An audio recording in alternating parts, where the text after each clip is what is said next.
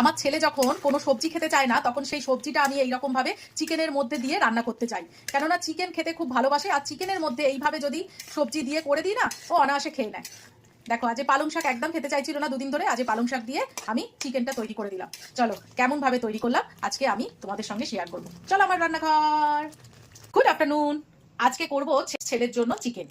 ও যতটা খাবে সেই প্রয়োজন মতো চিকেন বার করে নিয়েছি।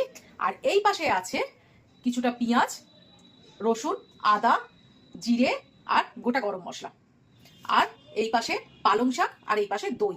কড়াইতে সাদা তেল গরম করতে দিয়ে দিয়েছি। আর এই রকম সাইজের পেঁয়াজ, রসুন, সমস্ত কিছু মশলা আমি একসঙ্গে একটুখানি ভাজতে দিয়ে দেবো।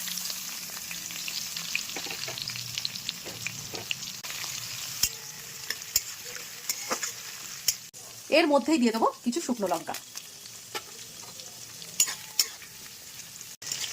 বেশি ভাজবো না, জাস্ট কালারটা চেঞ্জ হবে সবকিছু। এইবারে এগুলোকে তুলে ঠান্ডা করে একটা পেস্ট করে নেবো।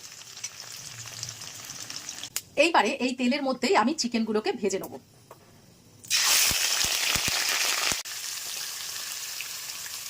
আমি কোনো হলুদ দেবো না, জাস্ট নুন দেবো। পালং চিকেন বানাবো যখন, পালং শাকটাকে বেশ ভালো করে ধুয়ে নিচ্ছি। এবারে এই পালং শাকটাকে আমি একটু সেদ্ধ করে নেবো।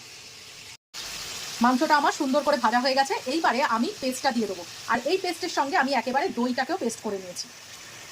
একটু অন্য রকম করে আজকে পালং চিকেনটা করব। এবার এটা ভালো করে কষে নেব। জানি না কেমন খেতে হবে। এই রকম ভাবে চিকেন আমি এই প্রথম করছি।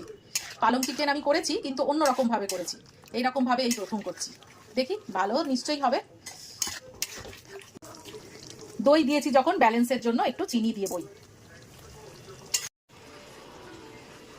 সিদ্ধ পালং শাক নিয়ে নিয়েছি, আর তার সঙ্গে নিয়ে নেবো এরকম ধনে পাতা, একসঙ্গে পেস্ট করে নেবো। মশলা আমার কষানো হয়ে গেছে। দেখো মশলার কালারটা কি সুন্দর এসছে। এইসব দেখলেই না মনে হয় যেন সব পরিশ্রম আমার ঠিক আছে, মেনে নিতে পারি। এর মধ্যে আমি ওই পালং আর ধনে পাতার পেস্টটা দিয়ে দেবো। এটাকে দিয়েও একটু বেশ খানিকক্ষণ কষিয়ে নেবো। আমি জানি না কেমন খেতে হবে, ব্যাপারটা পুরোপুরি আমার এক্সপেরিমেন্ট। মশলা থেকে তেল বেরিয়ে গেছে সুন্দর করে। আমার মশলাটা পুরো পালং আর ধনে পাতা সমেত কষানো হয়ে গেছে। এই অবস্থাতেই ছেলেকে একটুখানি বললাম যে নুন মিষ্টিটা একটু টেস্ট করে দেখ, ঝালটাও দেখবি। ও বললো মা ফ্যান্টাস্টিক, এক কথায় আউটস্ট্যান্ডিং।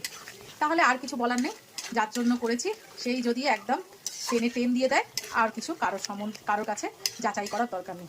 দেখে যতদূর আমার মনে হচ্ছে রান্নাটা ভালোই হবে। এইবারে সমস্ত পরিশ্রমে জল ঢেলে দেবো আর ঢাকা দিয়ে দেবো।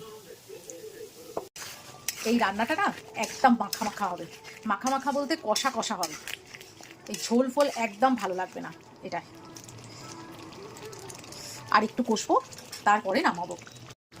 এইবারে একটু দিয়ে দেবো ফ্রেশ ক্রিম।